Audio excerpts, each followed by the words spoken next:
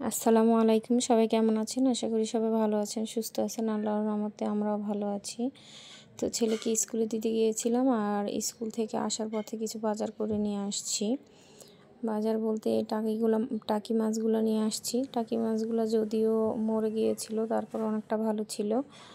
তো এই মাছগুলো নিয়ে আনছি একটা ফুলকপিটার দাম 60 টাকা। এত দাম তরকারির এখন। তো আর কিছু টমেটোও নিয়ে আসছি।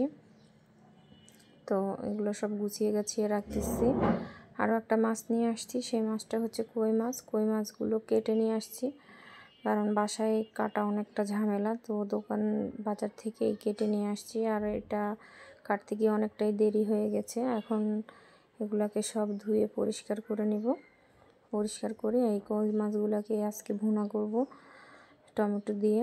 তো ধুয়ে পরিষ্কার করে আমি এখানে লবণ এবং হলুদ দিয়ে মেখে রাখছি কই মাছগুলোকে। আর এখন কড়াইতে তেলটা গরম হয়ে আসলে হালকা করে ভেজে নিব এই কই মাছগুলোকে। কই মাছ ভেজে তারপরে যদি টমেটো দিয়ে ঝোল করা যায় বা ভুনা করা যায় পেঁয়াজ দিয়ে, তাহলে অনেক বেশি মজা লাগে। আর আমার তো অনেক বেশি পছন্দের এটা। তো যাই হোক, এখন কই মাছগুলোকে একটু ভেজে নেব।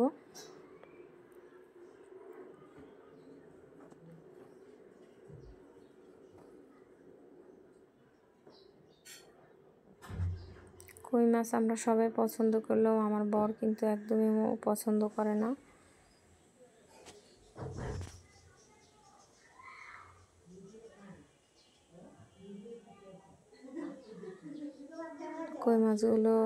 কিছু কই মাছ ভাজা হয়ে গেছে, ওগুলো উঠায় নিচ্ছি।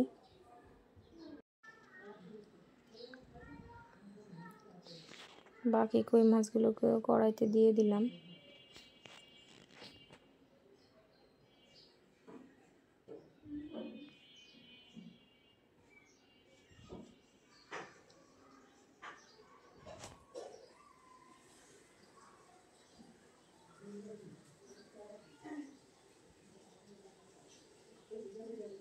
সব কই মাছগুলোই ভাজা হয়ে গেছে, সবগুলো এখন উঠিয়ে নিচ্ছি।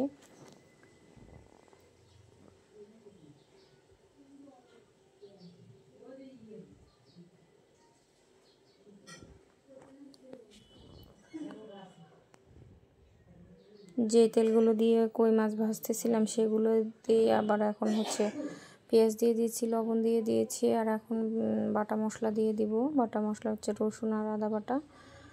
আদা অল্প আর রসুনটাই বেশি। এখন এগুলোর মধ্যে আর একটু গুঁড়া মশলা দিয়ে দিব, হলুদ, মরিচ, জিরা গুঁড়া, ধনা গুঁড়া সব কিছু দিয়ে একটু পানি দিয়ে ভালো করে মশলাগুলোকে কষিয়ে নিব।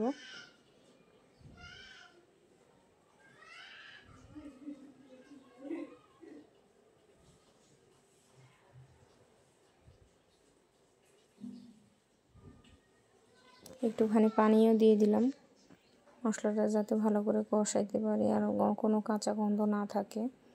কয়েকটা কাঁচামরিচ কুচি কুচি করে দিয়ে দিয়েছি।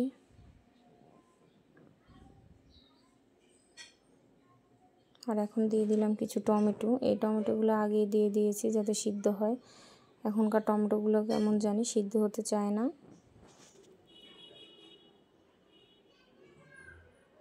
এখন একদম টমেটো, কাঁচামরিচ, মশলা সব কিছু ভালোভাবে কষানো হয়ে গিয়েছে, আর আমি এখন মাছগুলোকে দিয়ে দিচ্ছি। এগুলো থেকে এখন একটু হালকা পানি দিয়ে ভালো করে রান্না করে নেব। পানিটা গরম পানি দিই যাতে তাড়াতাড়ি হয়।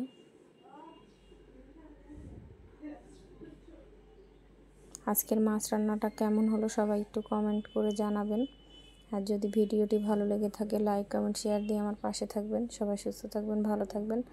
আবারও অন্য কোনো ভিডিওতে আমাদের কথা হবে। সেই পর্যন্ত আল্লাহ হাফেজ।